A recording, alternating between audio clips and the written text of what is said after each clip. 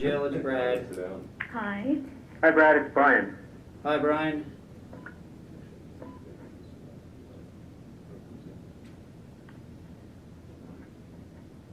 We are not ready to start yet. The live feed will be starting here momentarily, and we're waiting for the rest of the board members.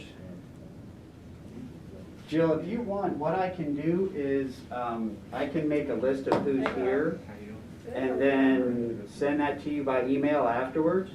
Oh, that would be excellent. Thank you. That way you're not trying to figure out who's in the room. Right.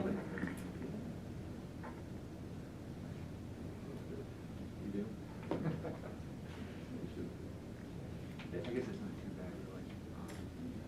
It's not blooming.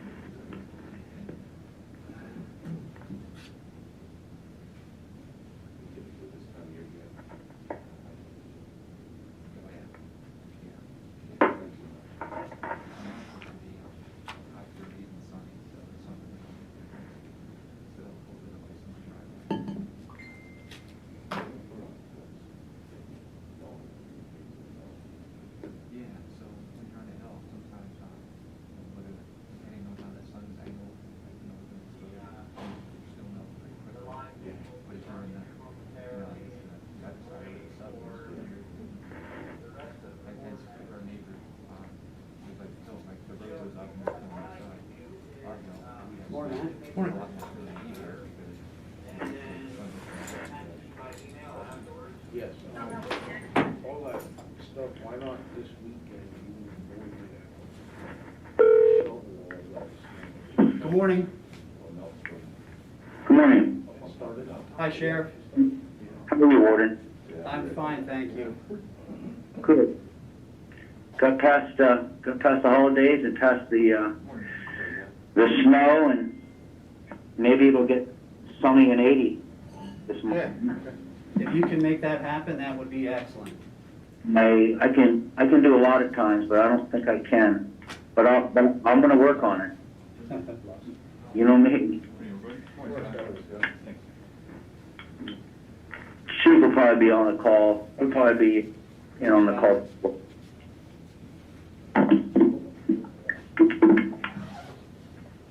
Hey, Warden? Yes. I don't see, on the bills we pay, I don't see Lusk has an invoice, any reason I need to abstain for that particular bill. I don't think you've compensated him for any bills on this bill ledger, have you? No. Okay. I know he's back. I think he's back teaching for you, but I think he just started sometime over the holiday or so. Yes. Hi there, this is Judge Budd. Hi, Judge. Good morning. Good morning. Who else joined? Kurt? Good morning, Kurt. Morning, Warden.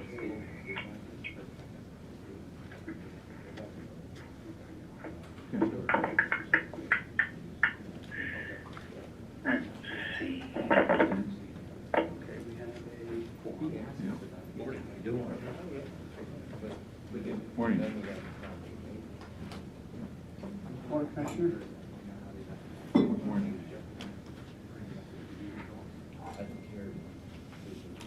Solicitor on the line?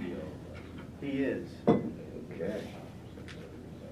So what I'll do is I'll convene the meeting and then hand it over.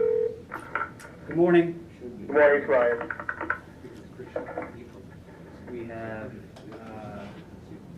6 members right now. The only person that's not here yet is Commissioner White. I don't know if he's coming in person or if he's calling in. He probably called us. Who's that? Commissioner Maravito. We have 6. We have 6 on the board. Good morning. Good morning, Mr. Maravito. Good morning, Commissioner. Good morning. All right. So we are. Okay. Good morning, everyone. Morning.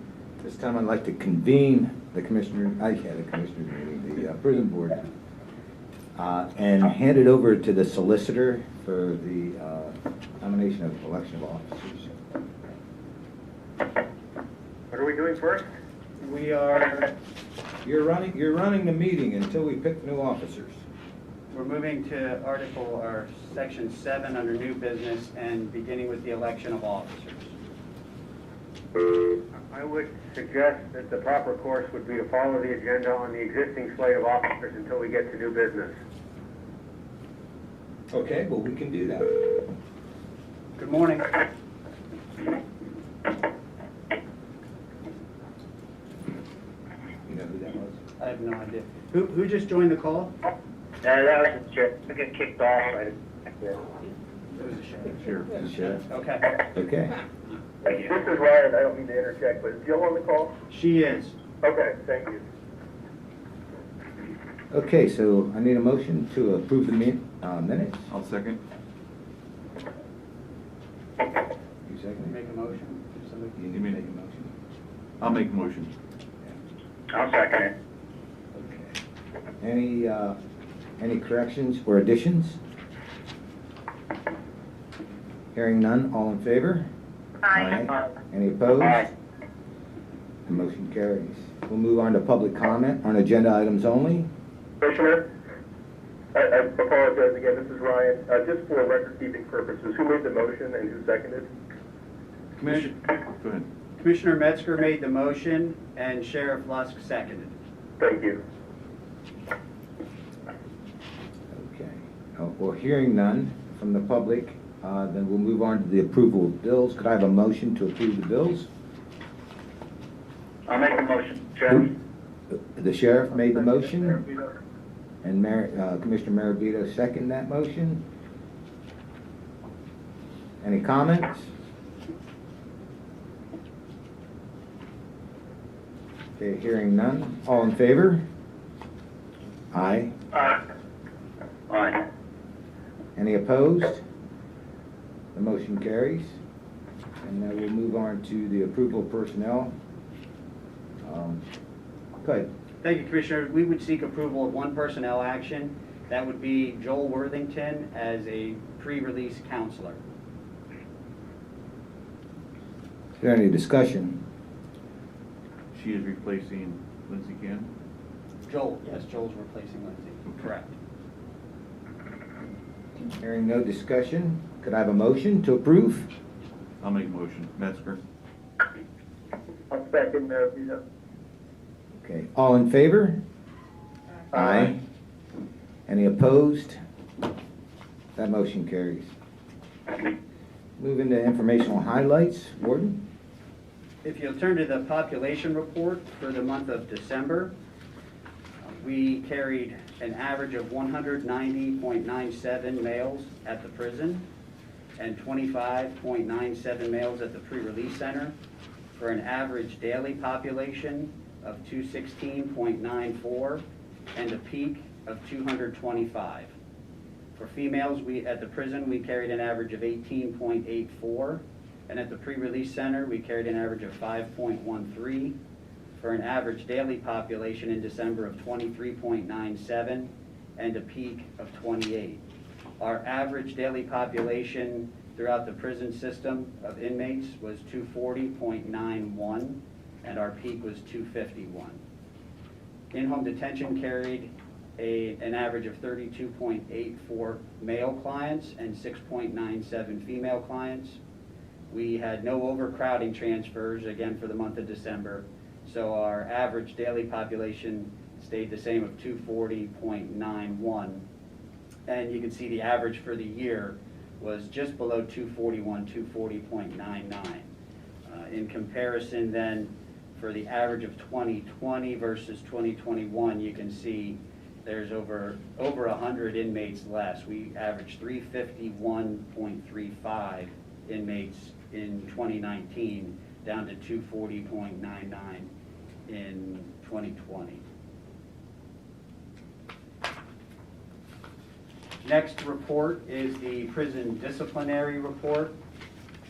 And in the month of December, there were 24 hearings conducted by the disciplinary committee chaired by Deputy Warden Barnes. 3 of those were an admission of guilt. 2 were guilty, but their time was suspended. 18 were found guilty, and there was 1 verdict of not guilty. Those hearings were held on 18 different inmates, and there were 5 that had greater than 1 incident in that month, and staff generated 18 informational reports throughout the month. And Ryan, do you wish to add anything regarding the disciplinary committee? No, I don't have anything to add. The next report then is the pre-release center report. This again talks about the monthly average of inmates at the pre-release center. There were 26 males on work crew and 5 female inmates on work crew, for a total of 26 and 5. The year-to-date average then was 37. They averaged 37 males and 9 females. There were no program highlights for the month of December at the pre-release center. The bail release program report in December, the average number of clients that were served on the bail release program on supervised bail was 64.84. There were 82.48 averaged on the intensive supervised bail program and 8.23 on supervised release serving sentences for driving under suspension. That was an average for the month of December of 155.55 clients, which equaled out to a bed days saved of 4,822. The final report in your packet is the mental health snapshot. On January 5th of 2021 is when the snapshot was taken. On that day, there were 271 males and 32 females in the prison system for a total of 303. 156 of those inmates were found to be having no mental health history, and that was 51.49%. 51 of those inmates were found to have past mental health history but no active symptoms in the last year, 16.83%. 86 were under roster C, having some current mental health history, or 28%, and there were 10 inmates that were found to be under roster D, having serious mental illness, or 3%.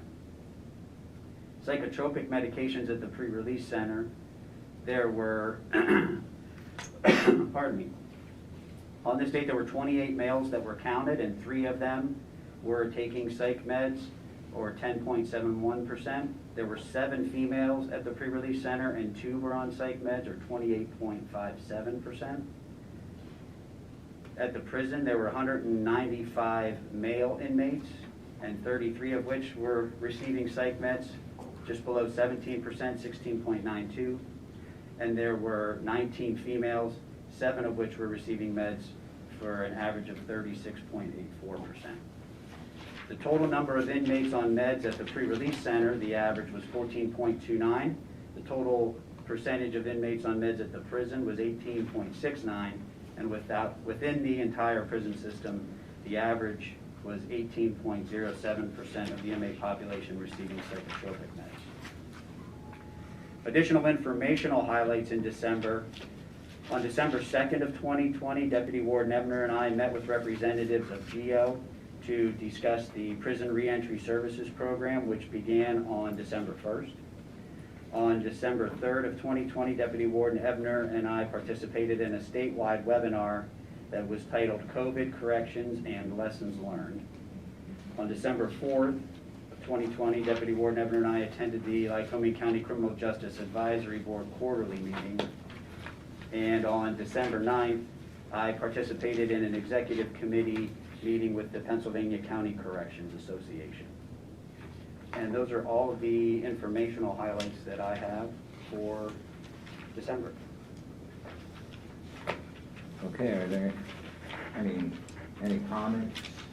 I have a question. The reentry coordinator position, that has started? It has, yes. And how is that going? So far, so good. In fact, our GEO representative, our new prison reentry coordinator, is here currently. She'll be presenting, or she's here to assist with John Stahl in case there's any questions regarding the GEO program. Okay, would you like to introduce her?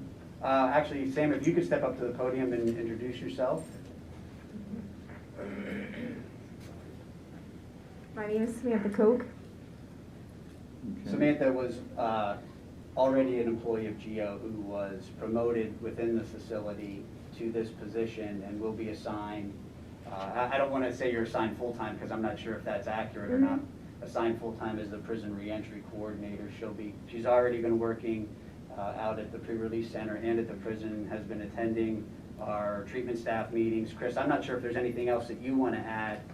I would say we've been working since the beginning of December. I think we got all the groundwork laid to get started, and yesterday was actually the first day of referrals to GEO for inmates. So that's where we're at. We're going to have to learn some things as we go, sort some things out, but we have enough on the table right now to get the program started. So that's what happened, in fact, yesterday. Okay, great, thank you. Thank you. I just, since we're recording this, when we go to the prison population,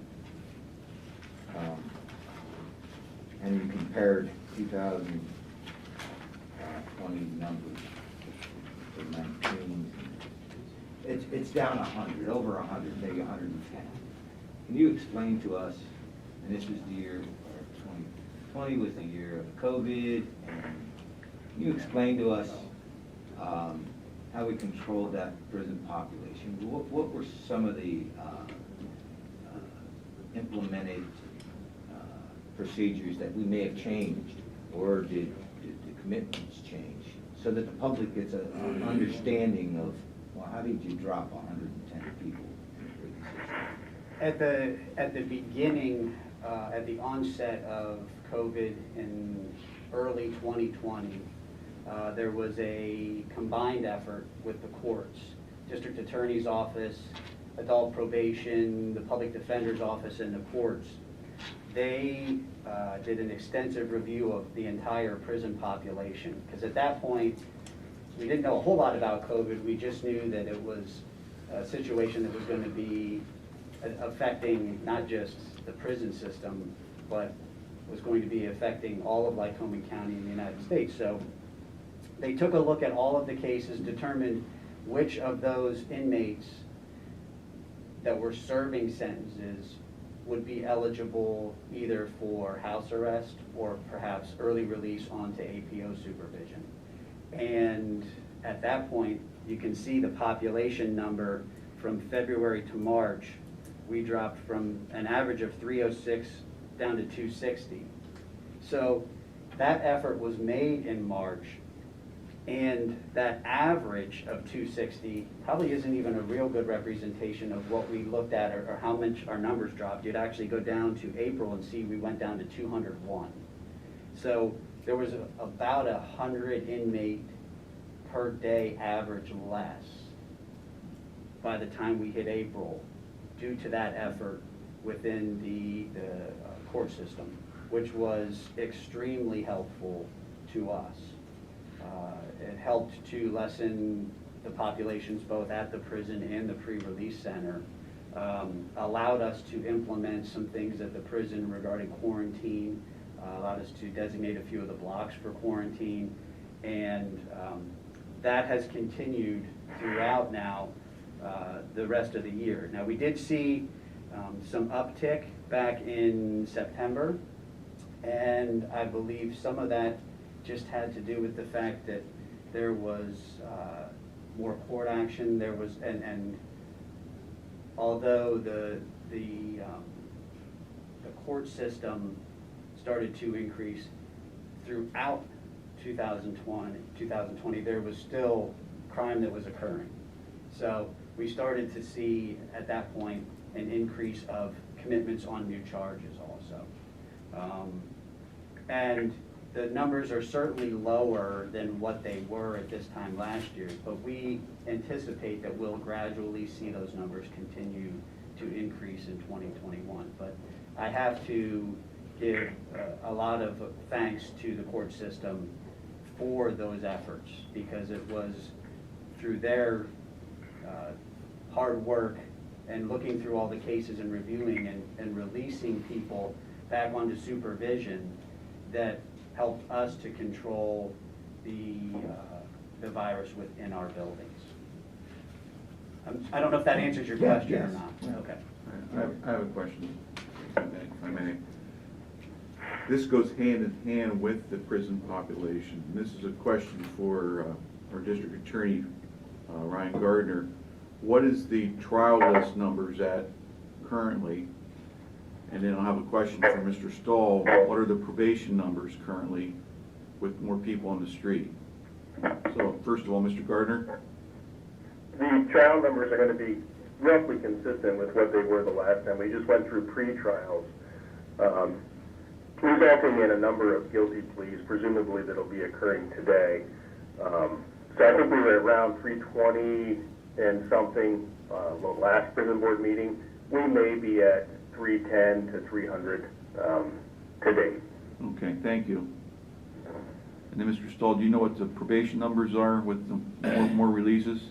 The overall numbers are just under 1,800. 1,800. So seen it as high as 2,400, in the last 6 years. So, it's manageable, right now. So. Okay, thank you. I have a follow-up, Commissioner, if I could. Yes, go ahead. This is Sheriff. On the same thought process the Commissioner mentioned, I'd be curious, and I guess I'll wait this first. I think it's important that we continue to try to control these prison numbers. And it sounds like the DA, the numbers that the DA gives us from November sound good.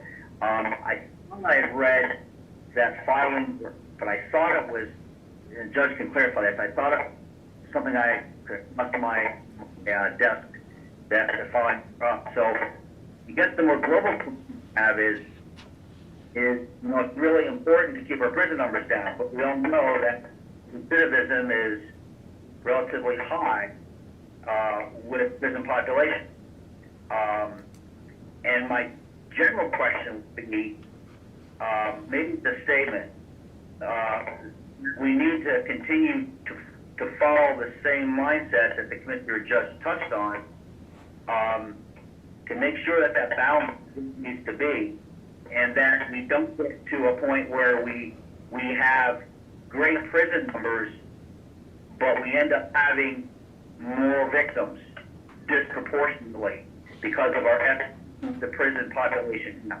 Because the bottom line is the victims have to come first when it comes to consideration. And I don't know if that's more of a statement, I guess, but I would really ask for any comment from the DA or the judge or APO regarding thoughts. I think a fair amount of the commitments have traditionally been on parole or probation violations. So what we had made a concerted effort to do was reduce the number of requests for bench warrants, or if there were bench warrants out, we didn't actively seek those individuals and commit them to the county prison. That was something that I think began in September when bench warrants were being sort of reactivated and people were being sought, and that's why the numbers went up. So that is one of the things that, and you have to give credit to the Adult Probation Office and Judge Lavecchio to come up with alternatives. They've kind of turned their whole office around so that their probation officers are in the field much more. They try not to issue bench warrants. They try not to recommit people if at all possible. But on the one hand, where that's a great strategy, sometimes they're defeated in doing that because some of the they like to plug the people into have also shut down because of COVID, or they're limited or highly restricted. Bed needs for inpatient treatment or, access to counseling or whatever. But that's also some other things that have changed so that generally COVID is not a good thing. For some, has been a good opportunity for us to reevaluate what has been traditionally been done and to see if we can do it better. Judge, that would have been my next question, was about the number of warrants, which the sheriff can answer, you know, because the purpose of issuing a warrant is to make sure the person's apprehended and put in the county prison until a disposition in front of a court. And there's no purpose of issuing a warrant unless there's teeth behind it. So my question was how many warrants there are, and then Mr. Stahl, how have we utilized the in-house detention monitor? Has those numbers gone up to help reduce the prison numbers? Yeah, we certainly, the adult probation office, the courts, the district attorney's office, have absolutely utilized electronic monitoring when appropriate. Have those numbers increased over the year? Absolutely, yeah. And when I go over my report here, I mean, we're currently have 48 people serving on, and that's just in our office. Of course, you have supervised bail as well, right? Mm-hmm. So. Your comment, Commissioner, about the bench warrants. Yes. So, at least with respect to the adult probation office, that's not necessarily true that if a warrant is issued that we pick them up and put them in the jail. There's oftentimes now, especially with COVID, that, you know, our officers exercise as much discretion when possible, supporting that the person's accounted for, and we can get them back in front of the courts, but not necessarily does every bench warrant go to jail. Okay. Thank you. Sheriff, what's your bench warrant list like? Well, I don't have that number. I'll make the comment, then have the chief office comment.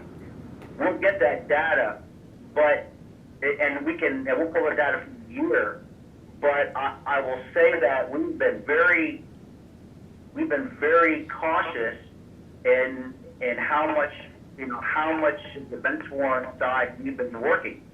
And clearly it's the COVID side of life. But I don't have the numbers at my fingertips, but I can't help but believe those numbers are climbing again. We came in 2010, I came in with 2,000 bench warrants. And I think we were down to about half of that last year. So we knocked off, 50%, trying to keep us up along with the courts. Changed some procedures with the vacating of certain bench warrants were aged. But I can't help but believe that we'd be climbing now, coming back up in numbers. Chief Ulmer, do you want to add a comment? Yeah, we can get those numbers for everybody and email them out so everybody has them. Okay, thank you. Yep.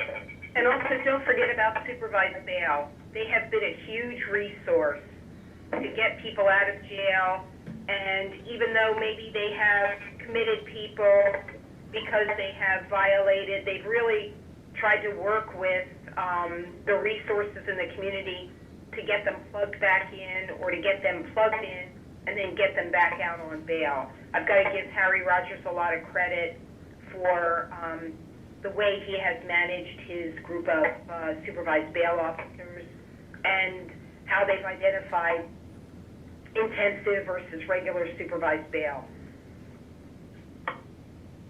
Yes, you. Judge, I'm glad you mentioned that, and I would echo that also. Okay.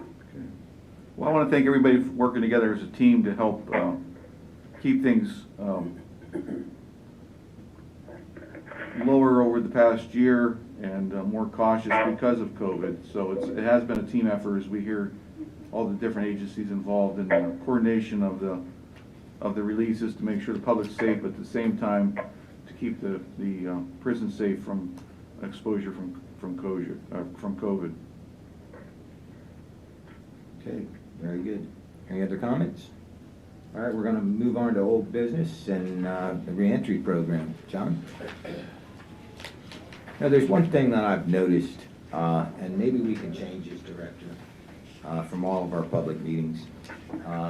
The public doesn't have an opportunity to see who's presenting at the podium. And I'm wondering if we could get the podium moved to maybe that corner somewhere where they would be able to put a face to the voice. Okay, take a look at it. Good morning, Commissioners. John Stahl here with the Adult Probation Office reporting for the Reentry Service Center. In January, this is our January's report. I'm sorry, our December's report. As of the 5th of January, we had 103 participants in programming at Reentry Services. 63 of those were male clients, 40 were females. 62 of those cases were referred or ordered by the court. Negotiated guilty pleas with the district attorney's office. 41 of those were referrals from the adult probation office. To date, we've had 957 individuals come through programming at Reentry. 406 folks have successfully completed programming at Reentry Services. We were talking briefly there about our electronic monitoring program. Currently, we have 48 offenders serving sentence on some form of electronic monitoring, whether it be an alcohol monitor, GPS, the home guard, which is also an alcohol monitor, along with the SL2. To date, we've serviced 1,104 folks on the alcohol GPS monitoring program with our vendor at Reentry Services, deterring 77,478 jail days from our prison system. Of the 103 folks in programming at Reentry Services, 27 of those have been identified as having a history or a past of using opiate substances. We have 5 folks that also participate in the drug court program. 1 person is also on mental health court, and 1 person is on the medically assisted treatment court program. And in January, we had 14 new intakes. That's all I have. December 2020. Or, I'm sorry. We had 17. It's the new year. I'll have to get used to that 2021. Thank you. Thank you. All right, any other comments? Okay, then, as you see on the agenda of the prison board meeting, the next one will be held here, Executive Plaza, on February 12th.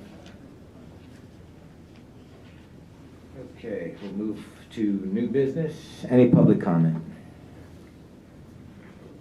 Hearing none, I'll turn it over to the solicitor for the election of officers. Thank you, Commissioner. We'll begin by seeking a motion to open nominations for the position of Chair of the Prison Board.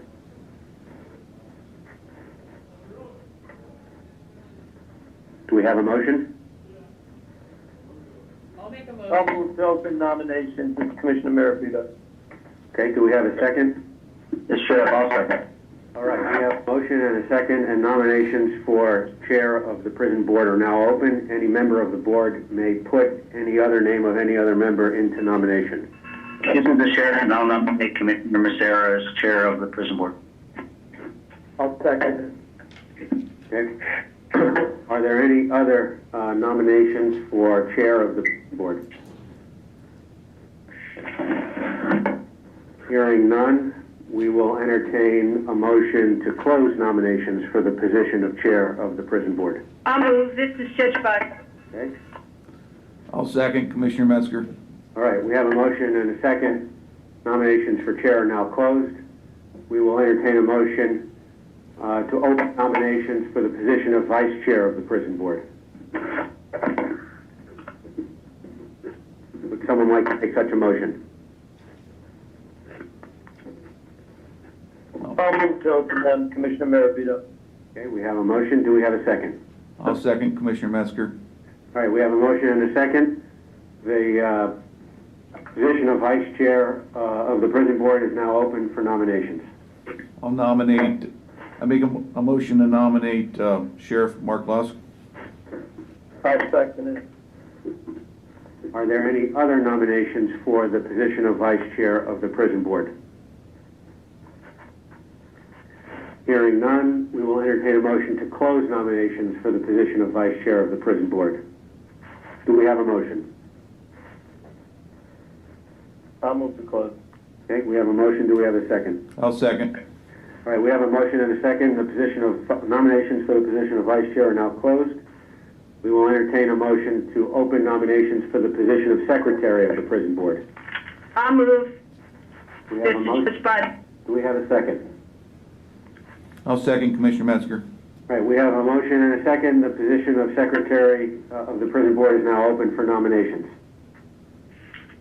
Sheriff, I make a motion for the District Attorney as Secretary of the Prison Board. Okay, we have a motion, we have one nomination. Are there any other nominations? Hearing none, we will entertain a motion to close nominations for the position of Secretary of the Prison Board. Is there such a motion? I'll make a motion, Commissioner Metzger. I'll second. We have a motion and a second. Nominations for the position of Secretary are now closed. We now have a nominated slate of officers, and by unanimous consent, we will put that slate of officers before the Prison Board as a single slate of officers. They are Commissioner Musser for Chairman, it is Sheriff Lusk for Vice Chairman, and District Attorney Gardner for Secretary. Do we hear a motion to elect those elected officials as officers of the Prison Board? I'll make a motion. We have a motion. Do we have a second? I'll second. We have a motion and a second. Is there any discussion on the slate of officers? Hearing no discussion, all in favor of the motion, please vote by signify by saying aye. Aye. Aye. Any opposed? Sign. Motion carries unanimously. Congratulations to the officers, and I turn the meeting back over to Commissioner Musser as chairman. Thank you, Mr. Solicitor. And the next I have one additional item, Commissioner Musser, if I could. Yes. Sure. Just briefly, we had, I won't call it the COVID side, but we had what I think was a very weak link with our management of the constable group. When the chief and I discovered it, I made contact with Colonel McDermott and Judge Butts. What I did was I have adopted the entire county COVID guideline, and I implemented that with our constable group. So they're following all the guidance and all the guidelines and the requirements that we are following as county employees to make sure we don't have something occur where we could have a breach. I would call it, for a phrase, a breach of the COVID concerns that we have, especially given the fact that they're moving inmates to and from our prison system, and on occasion to and from our MDJ system. So that has been implemented. We drafted it in a written guideline. And I had a briefing with all the constables, and we explained it. And everything that they get regarding COVID, I'm requiring them to inform us. If it involves if they're going to do any work for the county, they're not going to be an exception. I've kind of let them govern themselves, but I'm not doing that now. It's too risky. And I won't go into the details. If any of you would want more of the detail, share with you. But I did share with, I think, the key stakeholders that memo. And I'm just here to tell you, my supervisory staff are watching very closely that our constable group stay very safe and they don't create an issue for us. Thank you. Thank you, Sheriff. And I think I'll open this up for like a couple commissioners' comments, and I'd like to start. 2020 was definitely a difficult year. We're pretty happy that it's over, although there is still some continuation of COVID. And my sole observation of how the county has dealt with it was pretty good. It was trying times, especially for the system, the court system, and the prison. I think everyone that had to make decisions based it off facts, and we certainly appreciate everything that you have done to keep everyone safe for the most part. It was not easy, and it did cost some additional dollars by doing so, but I think we've learned a number of things through 2020 as well. and we see how the prison population has gone down to a degree, but how we manage those people, such as John Stahl, and how some of our agencies within county government has dealt with it. So from the sheriff's department to the prison and the court system, this commissioner thanks you, and I'm sure the other ones do as well, for stepping up and putting in a lot of time to make sure everything runs smooth. I want to thank you again. I'd just like to add that these were uncharted waters. There's no playbook, and leaders don't throw their arms up and walk away from problems. They tackle problems, and they did so as a team with the county, and they thought outside the box. Give an example, probation. They saw their clients in the office traditionally in the past. They went out to the homes and increased their contacts by 400%. And the prison did also think outside the box, the courts, and they came together and worked together as a team to tackle the problems. So the DA's office was instrumental in that, and we want to thank each one of them for tackling problems and continue to work together as a team in 2021. Thank you. Commissioner Maravito, yeah, I would echo my colleagues and say thank you for thinking outside the box, and I hope that we can find a way to continue some of the practices, the lessons that we learned from this. Because actually, to be honest with you, whether it's December 31st or January 2nd, I mean, the COVID is probably getting worse now in our county and probably be with us at least through June of this year and possibly later, depending on how fast we get people vaccinated. But regardless, I think it is great, and it's always a sign of people working hard when you take a crisis and you find a way to solve some of the problems that we have on a non-crisis basis. And that's a real plus and a real attribute to all of you that you've been able to do that. So I hats off to you, and thank you very much, and hopefully we'll be able to take these lessons and use them as we go forward. Very good. This meeting is adjourned. Thank you.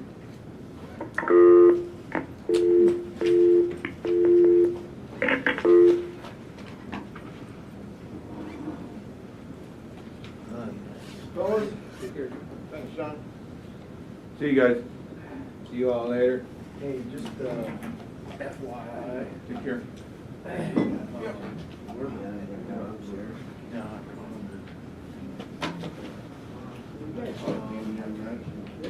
So she,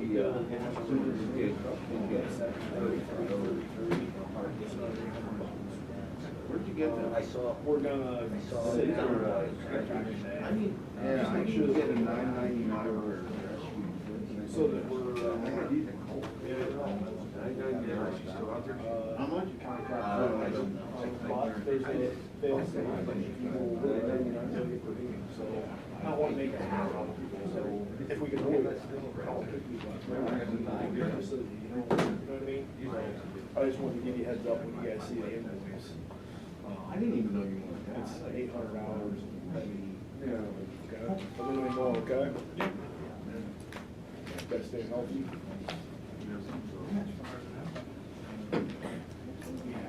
Thank you, Commissioner. Look forward to another year of working with you. Have